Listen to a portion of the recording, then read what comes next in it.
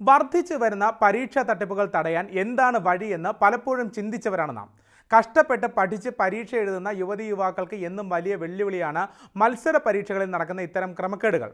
സമീപകാലത്തായി ഇത്തരം ക്രമക്കേടുകൾ വളരെയധികം വർദ്ധിച്ചിട്ടുണ്ട്. ഇതിന്റെ പശ്ചാത്തലത്തിലാണ് മത്സര പരീക്ഷാ ക്രമക്കേടുകൾ തടയുന്നതുദ്ദേശിച്ച് കേന്ദ്രം പുതിയ നിയമനിർമ്മാണത്തിന് ഒരുങ്ങുന്നത്. ഇതിനുള്ള ബിൽ തിങ്കളാഴ്ച അവതരിപ്പിക്കുകയും ചെയ്തു.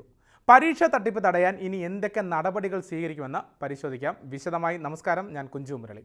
കേന്ദ്ര സർക്കാരിന് കീഴിൽ നടക്കുന്ന UPSC, SSC, RRB തുടങ്ങിയ മത്സര പരീക്ഷകൾക്ക് പുറമെ JEE, NEET, CUET എന്നീ പ്രവേശന പരീക്ഷകളിലെ ക്രമക്കേടുകളും നിയമത്തിൻ്റെ പരിധിയിൽ ഉൾപ്പെടുത്തിയിട്ടുണ്ട്. ചോദ്യപേപ്പർ ചോർച്ചയും കോപ്പിയുടെയും ആൾ മാറി പരീക്ഷ എഴുതുന്നതുമെല്ലാം പരീക്ഷാ ക്രമക്കേടുകളുടെ പരിധിയിൽ വരും. ക്രമക്കേട് നടത്തുന്നവർ പിടികൂടപ്പെട്ടാൽ വലിയ ശിക്ഷയാകും ലഭിക്കുക.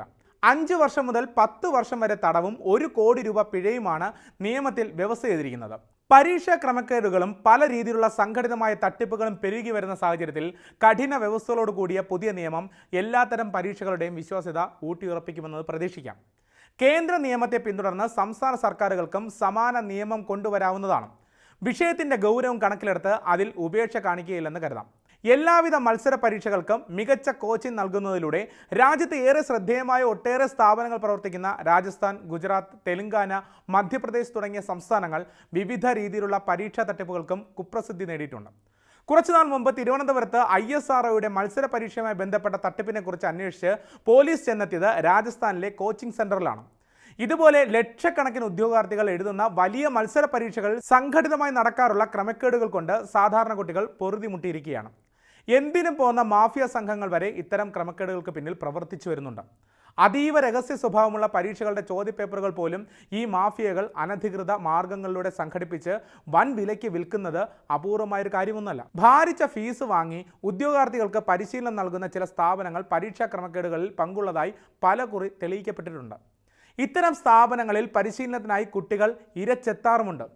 ഉദ്യോഗാർത്ഥികൾക്ക് നടത്താറുള്ള മത്സര പരീക്ഷകൾ മാത്രമല്ല, കടുത്ത മത്സരം നടക്കുന്ന വിവിധ പ്രൊഫഷണൽ കോഴ്സുകളുടെ പ്രവേശന പരീക്ഷകളും നിരവധി ക്രമക്കേടുകൾ നടത്താറുണ്ടെന്നതും രഹസ്യമല്ല.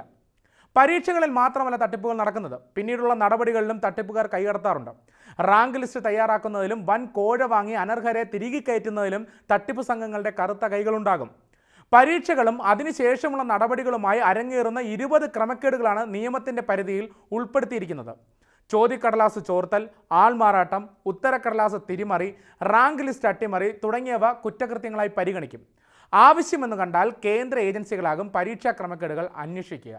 ഉന്നത ഉദ്യോഗസ്ഥരുടെ നേതൃത്വത്തിലാകും അന്വേഷണം നടക്കുക. വാർത്താവിനിമയ രംഗത്തുണ്ടായ അത്ഭുതാവഹമായ പുരോഗതി പരീക്ഷാ തട്ടിപ്പുകൾ വളരെ ലളിതമാക്കിയിട്ടുണ്ട്. മുട്ടുസൂചിയോളമുള്ള ഉപകരണങ്ങൾ വരെ കോപ്പിയടിക്കാനും മറ്റുമായി ഉപയോഗപ്പെടുത്താറുമുണ്ട്.